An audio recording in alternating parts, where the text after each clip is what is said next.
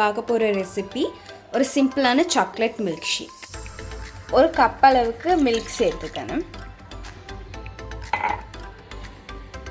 Next 2 teaspoon அளவுக்கு cocoa powder,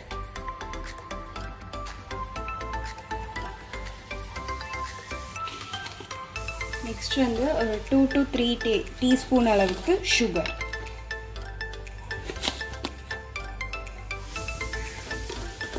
next ஒரு 8 to 10 அளவுக்கு ஐஸ் கியூப்ஸ் ஆட் பண்ணிக்கலாம்.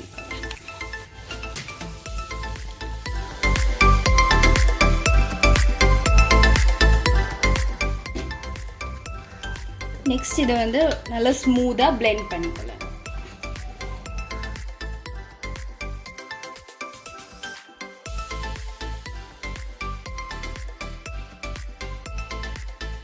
சாக்லேட் மில்க் ஷேக் ரெடி ஆகிட்டு இதை நாங்கள் ஒரு கப்பில் ஊற்றிக்கலாம்.